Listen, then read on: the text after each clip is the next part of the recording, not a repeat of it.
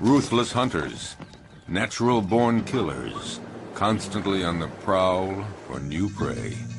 These are the predators. These killing machines are the rulers of the savannah. And yet, although they perform their violent acts every day, they take no pleasure in killing. Rather, it's to survive. For them, as for their prey, life is a daily challenge. In the African savanna, right at the top of the food chain, are many species of big predators. Among them, the crocodile. The only survivor of the dinosaur era, a crocodile can be virtually invisible to its prey. He will lie in wait, submerged, motionless, even for hours.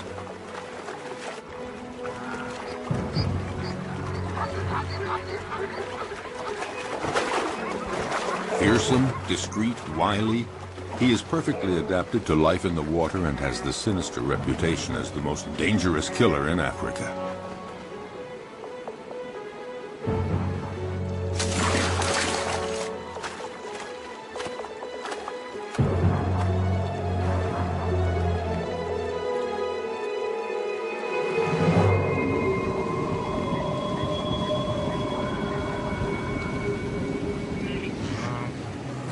Predators have an essential part to play in the functioning of their ecosystems.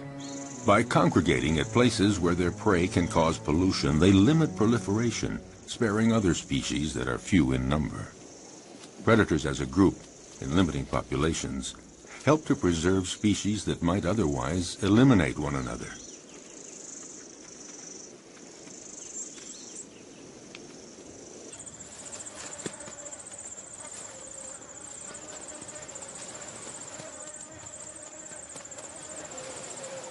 In the end, nature is well managed, because any given area always has just the number of predators it can handle, and no more.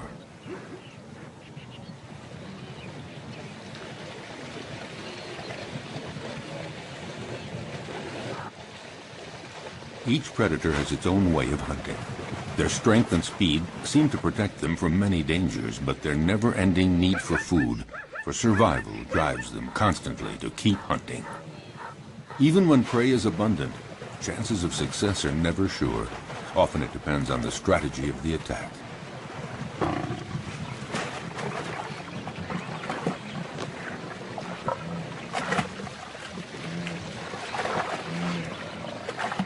Seized at the throat, this gnu has no chance.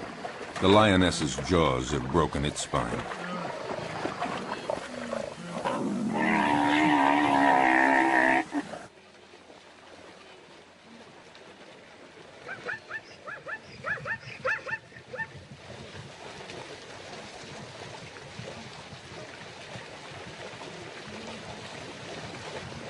But the lioness can't lift her prey out of the water because the creek became too muddy during the dry season.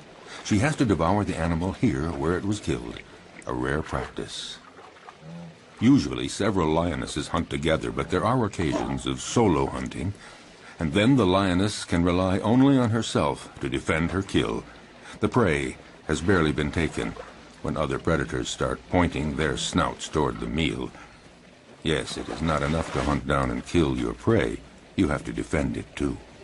The fury of a lioness can be fatal for a hyena. The sudden appearance of a buffalo might improve the hyena's chances.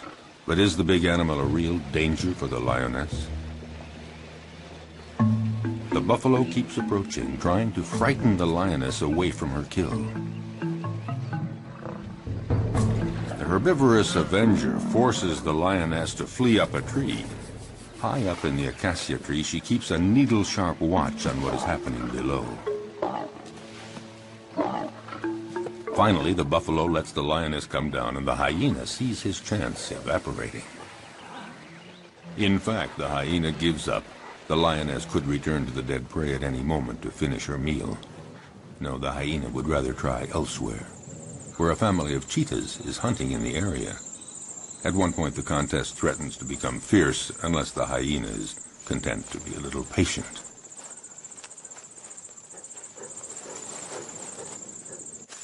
Why not let the fastest predator of the savannah do all the hard work?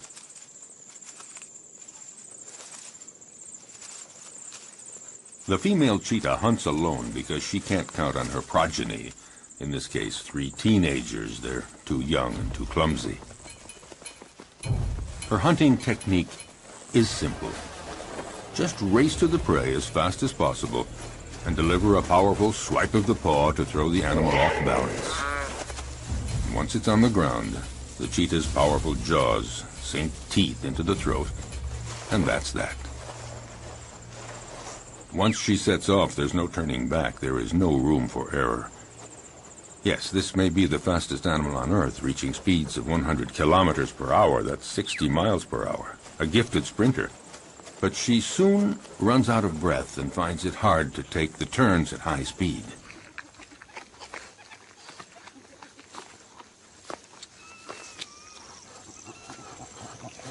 She expends so much energy all at once that she needs a breathing space to recover, and these are precious minutes, because the hyena is on the prowl, and he knows that this is the instant to try something if he's going to steal any of the meat.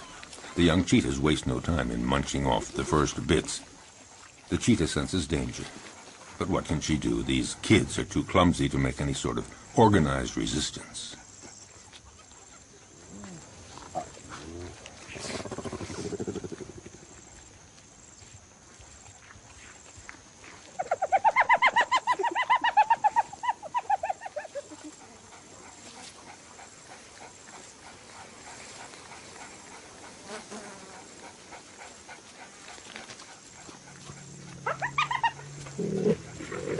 Their mother tries to put up a half-hearted bluff, but she knows that she and her offspring can't do anything against the hyena's terrible jaws and teeth, especially now with the smell of blood in the air.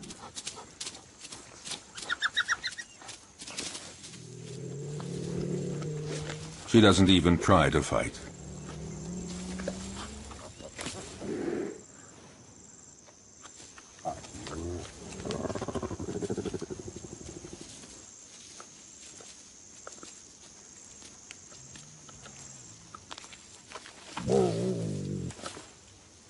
Her big meal is not for today. She's a spent force, and she knows it.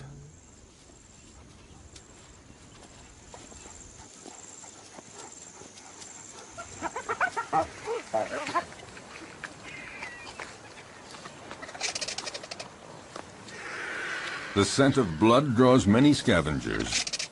They're not considered true predators because they eat animals that have already been killed by others. A real predator hunts down and kills live, fleeing animals.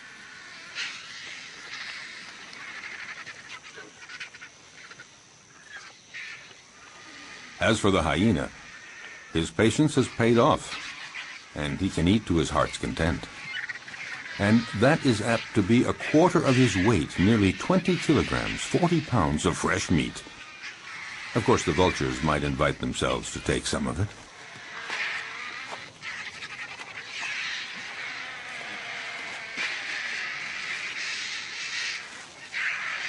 A jackal is prowling around, but he's no match for the hyena.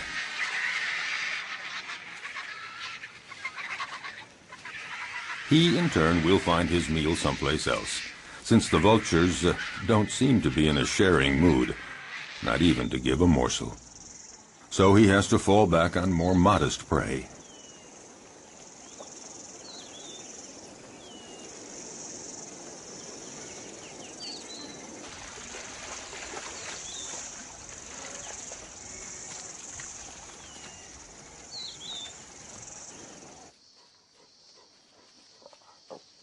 Lycans, or wild dogs, are also considered prodigious predators in the savanna, the equals of cheetahs and even lions. They're among the carnivorous animals that hunt during the day. To feed the family twice every day at sunup and sundown, they leave their lairs to hunt in packs. But they're not always successful, because they're often smaller than the animals they attack.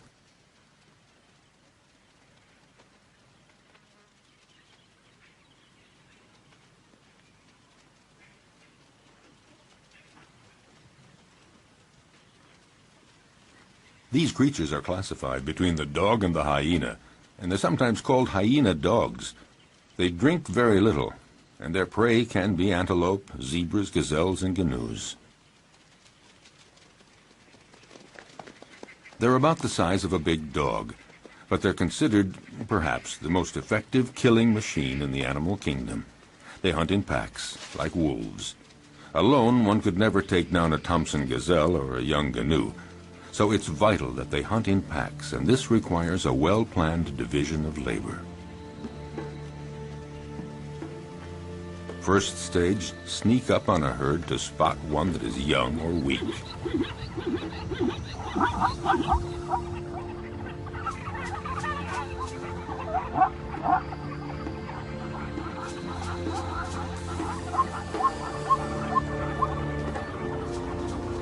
Next, chasing down in relays.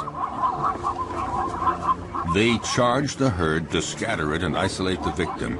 And when that one starts to flee, the wild dog at the head of the pack takes after it at speeds of 50 kilometers an hour, 30 miles per hour. Their strength is in their numbers. The chief directs the whole procedure, but actually getting the prey is seldom as easy as it first appears. They succeed in 2 out of 3 hunts. Zebras know how to defend themselves. Their hooves are hard horn, and they can use them effectively as powerful weapons against attacking predators.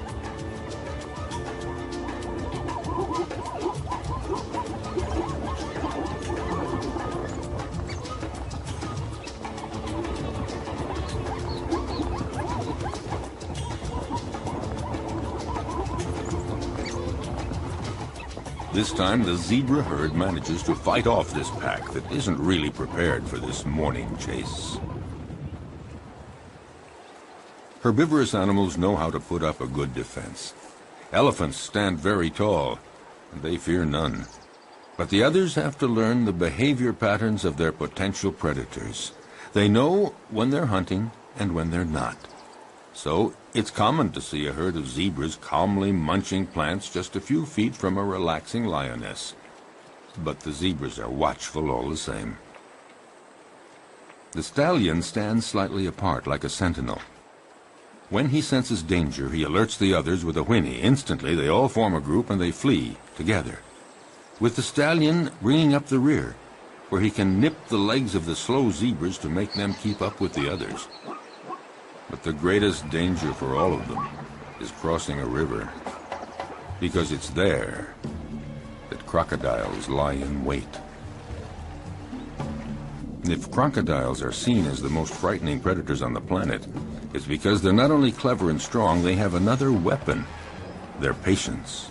They can go for months without eating, but after a fast like that, any prey passing within range of their massive jaws would have to be very lucky to escape. Armed with about 70 teeth, a thick body armor of scales, and powerful appendages that they can use to leap their full body length, their attacks are furious and frightening.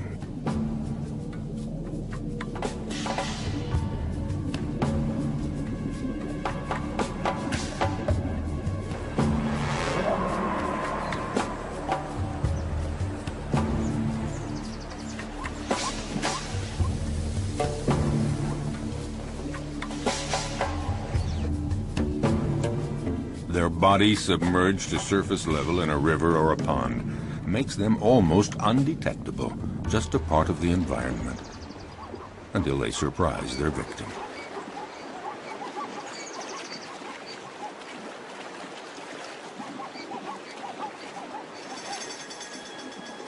Buffaloes, zebras, antelope, these are perfect prey. And slippery shoreline mud or steep riverbanks often make it hard for the prey to get away.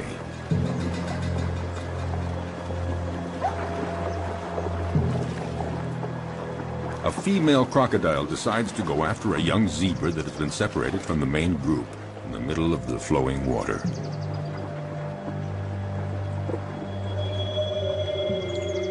It's not a fair fight.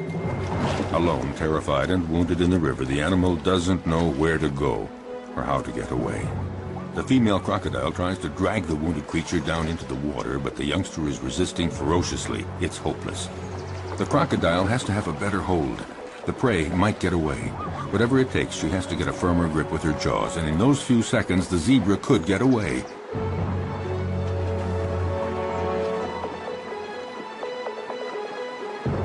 Suddenly, the vise is loosened. Instantly, the zebra takes advantage and breaks away, desperately climbing up the riverbank. Exhausted by the violent struggle to stay alive, the young zebra has to rest. But lions are always prowling along the river, seeking new prey. The young zebra's minutes are numbered because she is wounded. And in the savannah, a wounded animal is as good as dead. Here at the river, the lions have this prey for the taking. In fact, they have a wide choice of animals that are fatigued from crossing the river, or sick, or wounded, the ones that trail behind the herd.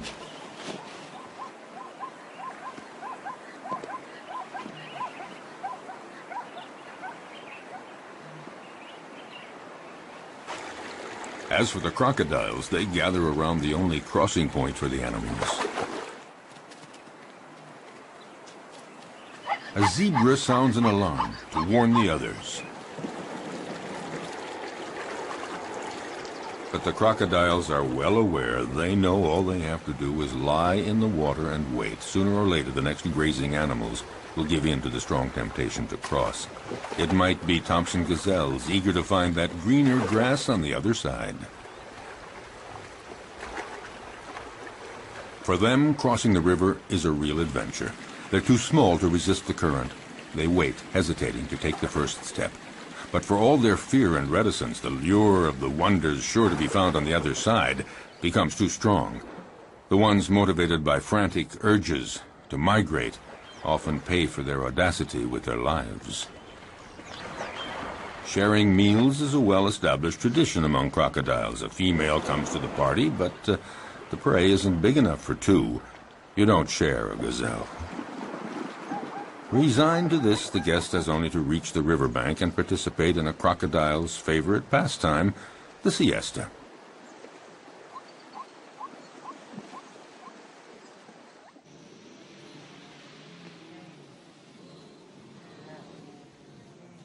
But during the mass migration across the Masimara Plains, danger comes not only from crossing the river, it lurks everywhere.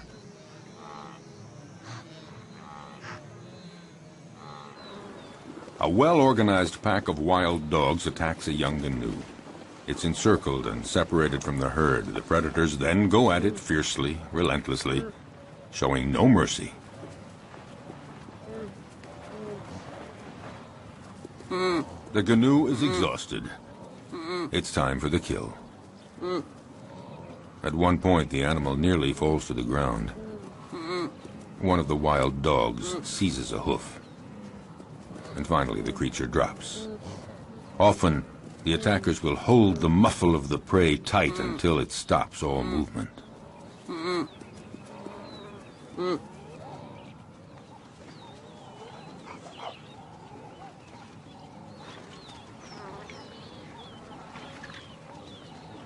Now it just remains for the predators to share the meal. Back at the lair, a part of the meal will be regurgitated by the mothers to feed their young.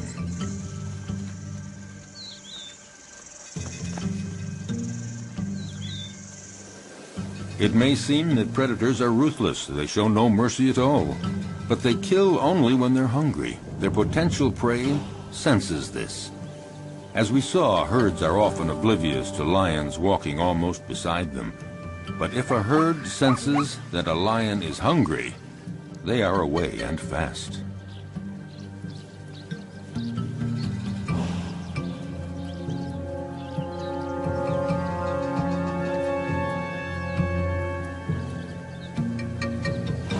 Yes, usually lions hunt in groups, or rather the lionesses hunt in groups.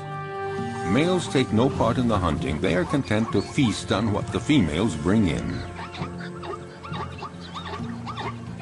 What lions like most are gnus and zebras, the slower animals that are easier to run down, not the gazelles and antelope. Actually, hunting any animal is always difficult.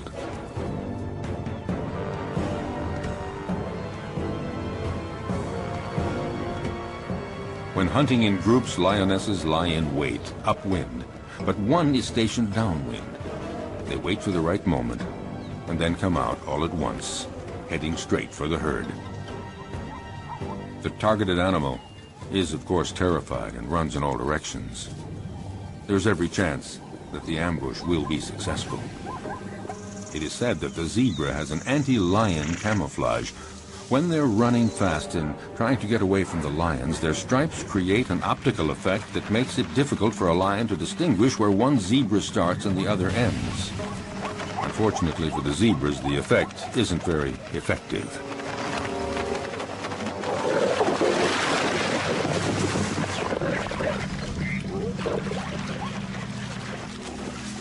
A lioness kills by strangulation, and it's a slow death.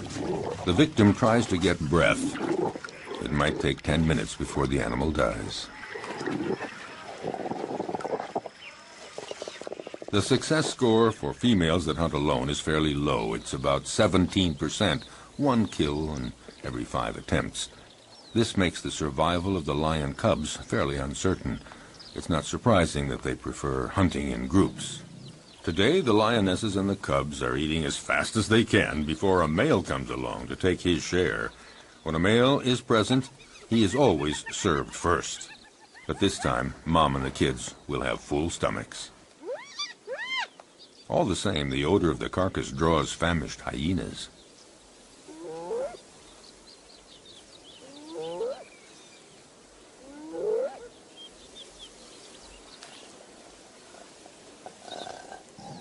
The banquet attracts envious neighbors. The hyena moves in closer, no doubt convinced that the moment has come to make his move. But the lionesses have no intention of letting him get away with it.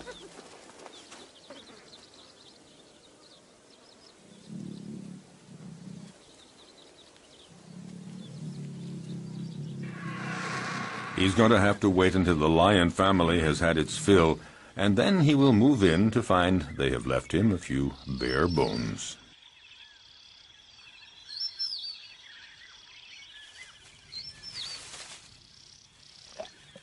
No, not much chance that the lions will leave much for the hyena.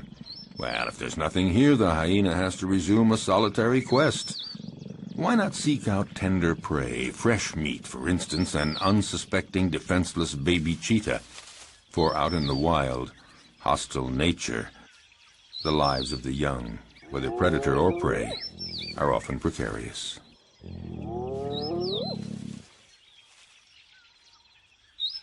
However, the hyena just might have a difficult and dangerous fight with the mother. Intimidation, dissuasion, will he dare?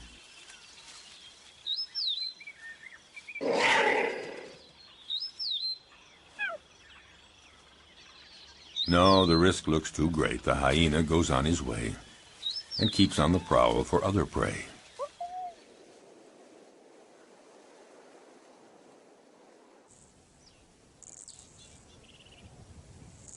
His courage seems to have deserted him for trying another attack.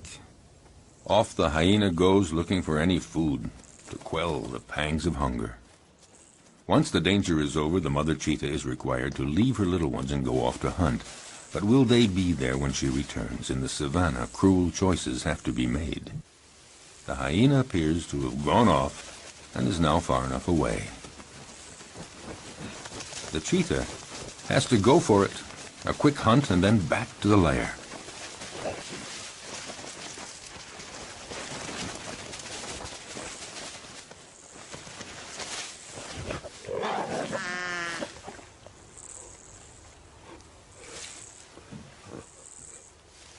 The hyena is watching all this.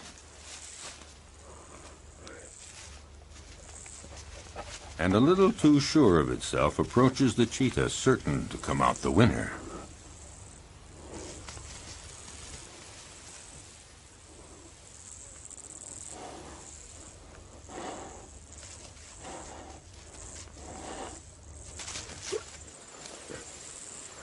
But just then, a new character walks on stage, one that was not expected, a lioness. This one is really sure of herself and determined to turn the situation to her advantage. Nobody dares attack her. The hyena and the cheetah are left on their own.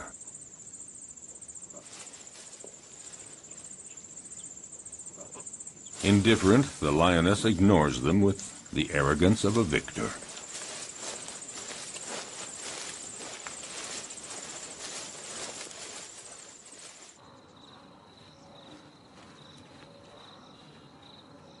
Vexed, the hyena, again, goes off to a safe distance. Out of breath, the cheetah isn't too sure that she'll have a meal today. She'd better just go back to her little ones, or maybe make one last attempt under the watchful gaze of the hyena, who more than ever is looking for his slightest chance. By now, other hyenas are present, curious to see how well the cheetah will do. With energy born of hopelessness, the cheetah begins a frantic chase in pursuit of a canoe, but she lacks conviction and is too soon out of breath.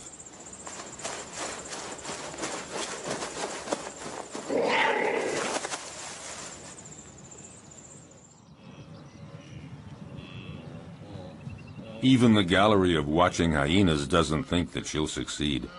However, they join others of their pack and profit from the panic caused by the cheetah to attack a wounded canoe. The lone hyena would very much like to join the party. Well, aren't there cordial relations among all members of the same species?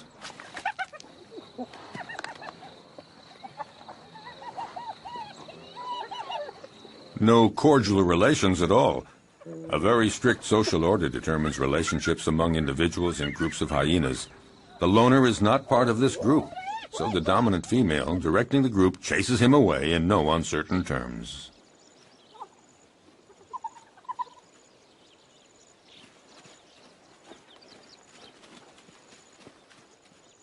Nothing can be done, so it's best just to melt away into the distance.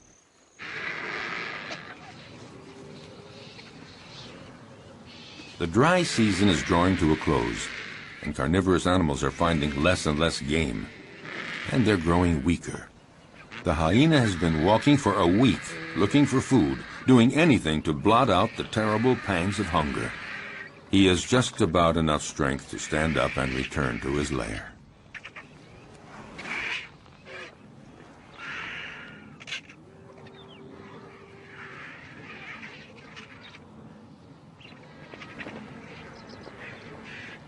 Oh, he knows the vultures are waiting for just one thing, for him to lie down and not get up.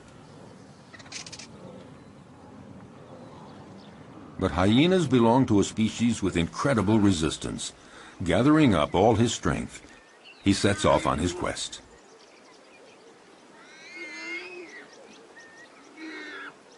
He isn't lucky and doesn't have the strength of a lion, but all the same, his plight isn't so bad compared to that of the warthog that the lioness has no hesitation in devouring while still alive.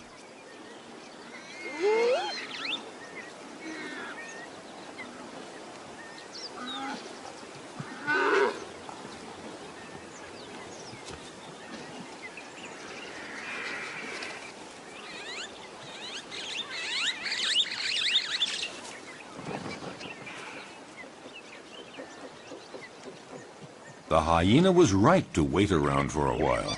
At last, there is a reward because the lioness leaves the warthog carcass after eating only the entrails. Finally, something to eat.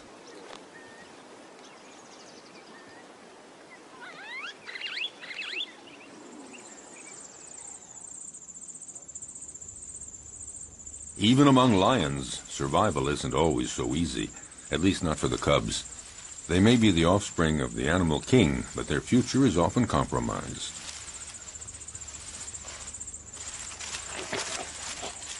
Power and strength characterize the lion, but the cubs are vulnerable, and danger lurks everywhere, even within their own group. Actually, among the lions, everybody seems to be getting along with a certain intelligence. The females within a family are taking good care of the little ones. A female will submit to any sort of nuisance from the cubs, and will even take care of the ones that are not her own. So the females remain calm, but it's quite different with the males. They guarantee reproduction, and they protect the females and the cubs, but they can turn dangerous for the cubs. Unmindful of his tremendous strength, a male who is annoyed by a cub teasing him just might kill the youngster with a swipe of his paw. Lions like to live in a stable family group, and yet the young ones, especially the newborn, are always vulnerable. Prudently, a female about to give birth distances herself from the group and finds a lair where she can have her cubs. She wants to find a natural hiding place where hyenas and jackals and cheetahs can't get at the little ones, and to keep them safe from the male lions that might come to take them. A female may have as many as 6 cubs at a time, but only 1 in 5 will survive to adulthood.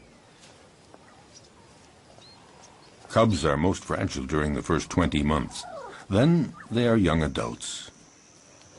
The mother lioness has to leave her cubs in the hiding place and go out to forage for food, but she never knows whether when she returns she's going to find them dead or alive. Will they escape the prowling predators? The lioness is now isolated from her group, and she has to hunt alone. Her predatory hunting instincts have to overcome her maternal feelings.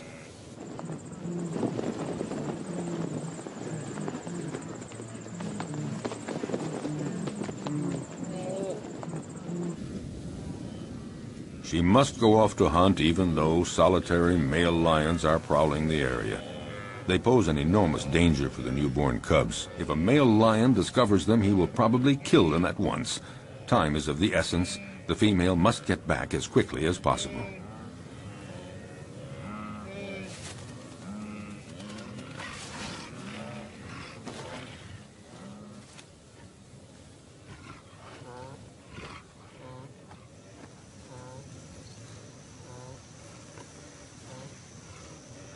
A lion, alerted by the noises, emerges from a thicket. A male lion does very little in life. He sleeps and takes care of reproduction, protects the group, and eats to his fill whatever the lionesses bring in from the hunt. And usually he's first in line. The lioness is well advised to catch her breath quickly and start eating as much as she can to regain her strength before the male shows up.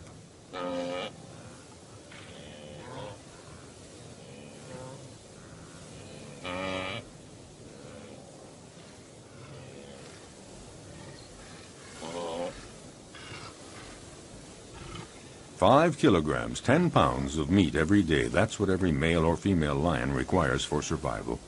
But one might eat up to 35 kilograms, 70 pounds, at a single meal. The effort has been so strenuous, the lioness has to recuperate for a good 10 minutes before feeling strong enough to begin eating.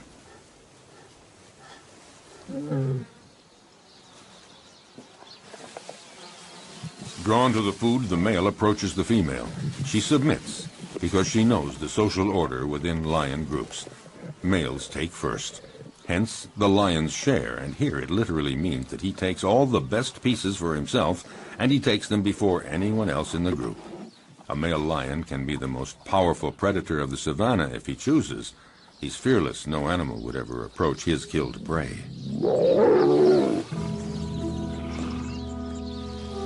The lioness can only wait, resigned to the situation, and go off to her cubs.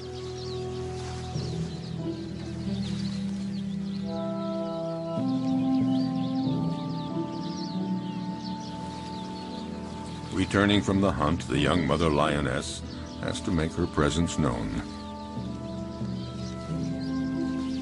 A cruel surprise awaits her. Her little ones had a surprise visit from a solitary male lion that happened upon them.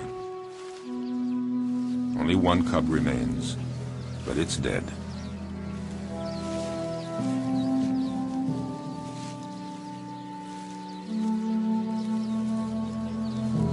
She takes it and wanders through the savannah for a long time.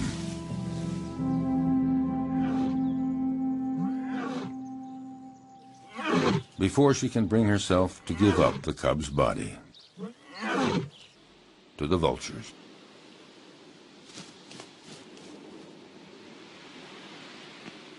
Accused of killing for pleasure, predators have incurred a bad reputation, and yet, for over half a century, many scientific studies have proven their usefulness.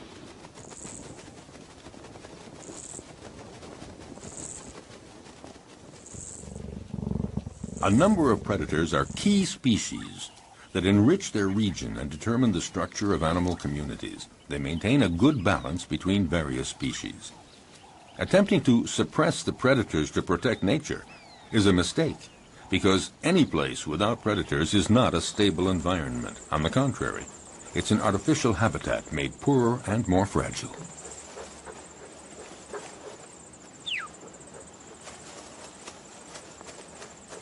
Following an implacable and ferocious law, by attacking the most vulnerable individuals, predators remove weak and sick animals from nature to the benefit of the stronger animals.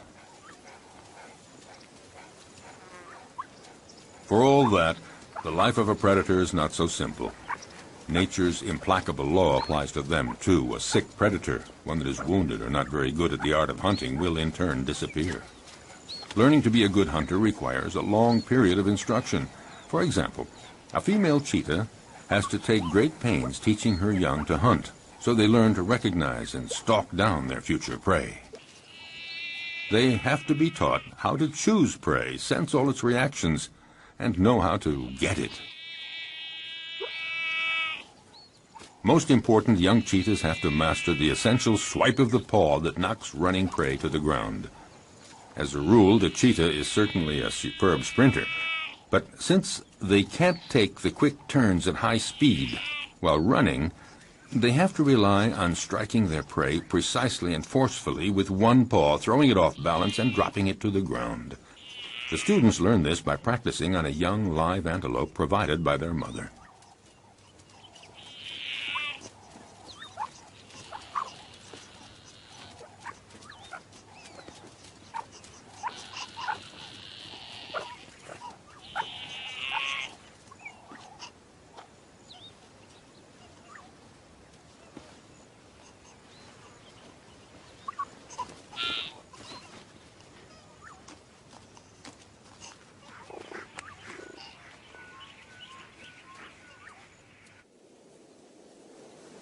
In the broadest sense, being a predator is feeding on other living creatures. Under that definition, practically all animals are predators. It's just a matter of scale.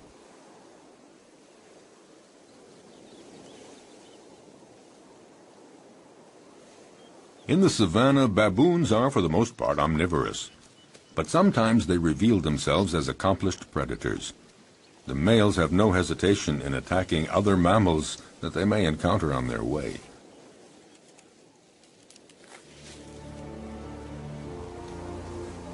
They can be terrifying opponents. Their bite is awesome. A powerful dominant male has caught a small gazelle. He doesn't wait for the prey to die before devouring it, right in front of his underlings.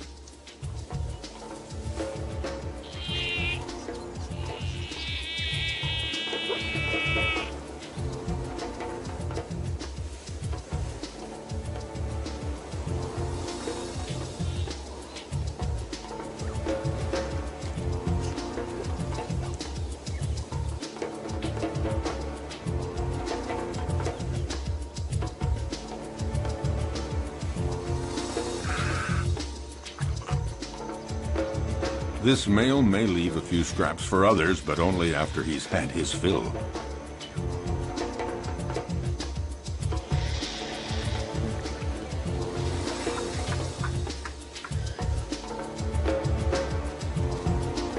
In the savannah, death is a part of everyday life. The baboons set off for new horizons.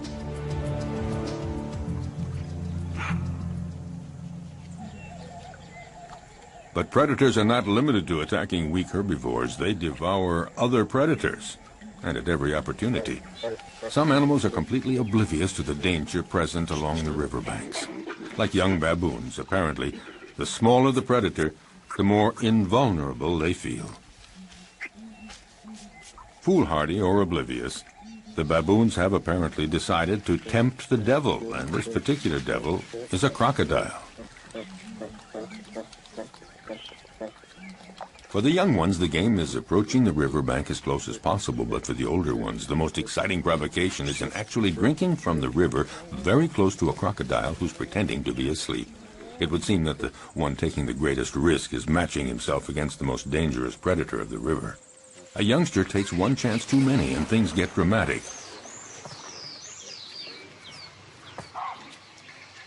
The alert is sounded, but it's too late.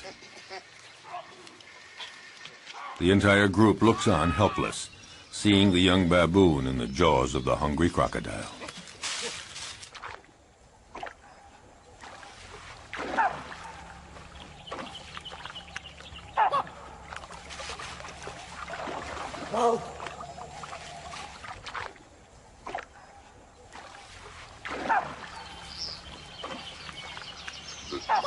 In the world of the predator, you pay for the slightest mistake. But along the river banks, the crocodiles don't always have it their way. Facing a hippopotamus, the law of the stronger and the bigger holds, and the hippos move right in to use their heavyweight position to provoke the crocodiles.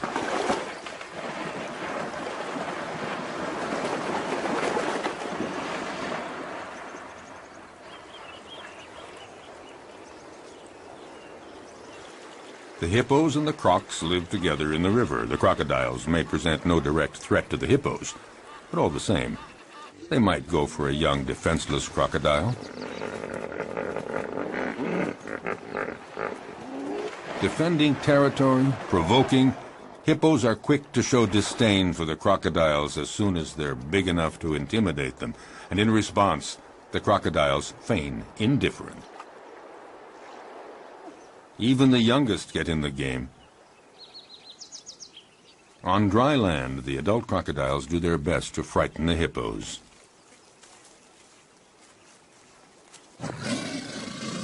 They multiply their efforts, but the massive creatures don't believe a word of it, so to speak.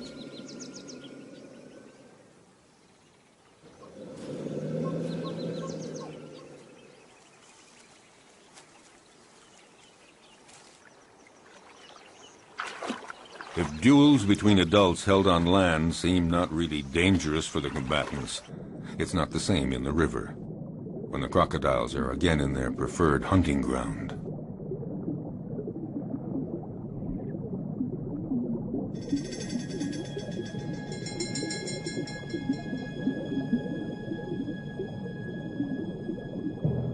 In the aquatic element, a crocodile is ruthless, facing a young hippo.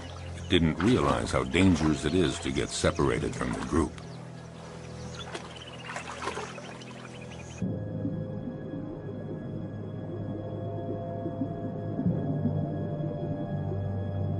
Cunningly, the crocodile approaches slowly.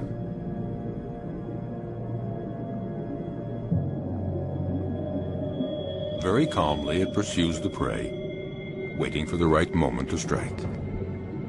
Feeling safe, not sensing exposure to any danger, the hippo swims down in the water.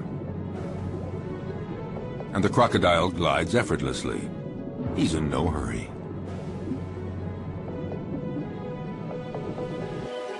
In this unequal pursuit, the two animals rise to the surface.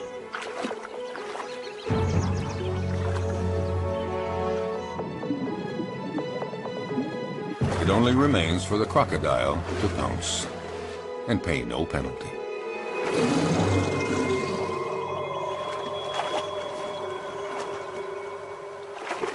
The only place to satisfy a thirst is in the river, and that's where every danger lurks. But nature isn't fair. Some risk everything, others face virtually no danger.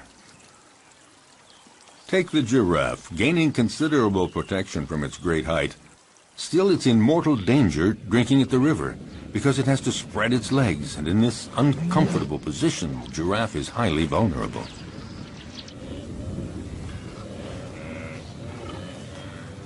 If there's no shortage of game here, it's because every year the migration cycle of the herbivores of Serengeti conducts 1.5 million gnus and countless other animals across the Masai Mara Plateau to Kenya to spend the summer. Waterholes and the whole environment provide predators with a happy hunting ground, and these meat-eaters take full advantage. Nevertheless, the actual hunting is far from assured.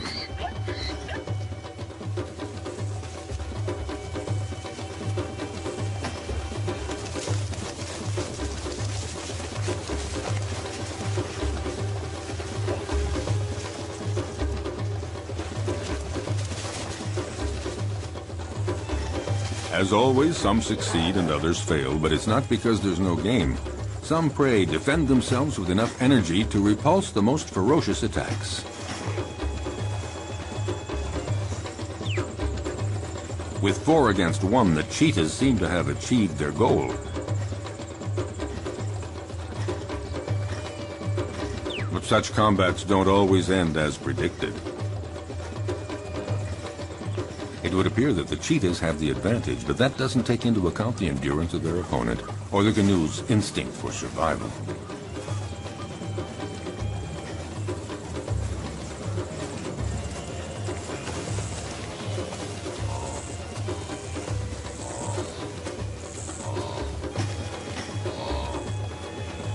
Despite the ferocious attack he has endured, will the canoe's stubborn refusal to give in result in his eluding his attackers?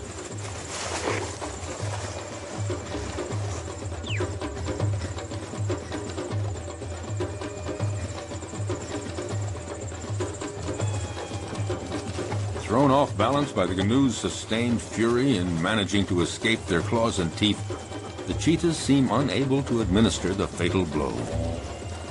Suddenly, in an astounding burst of energy, against all odds, the canoe does manage to escape from all those predators. Totally exhausted by all this, the cheetahs give up.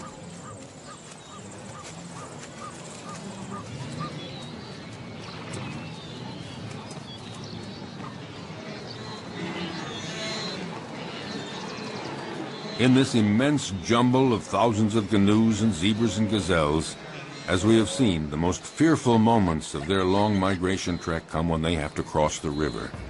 But paradoxically, if it's their great number that attracts predators, it's also their massive numbers that provide their best defense against the feared crocodiles.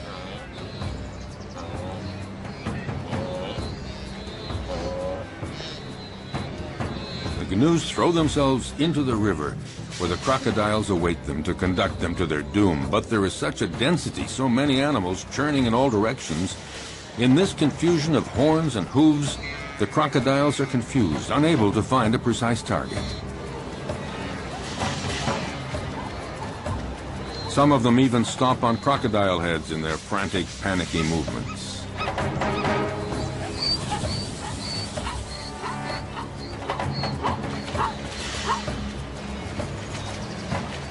This superabundant flow of animals disorients the predators, but any animals that stray from the central melee, any out on their own, are instantly victims of ferocious crocodile attacks.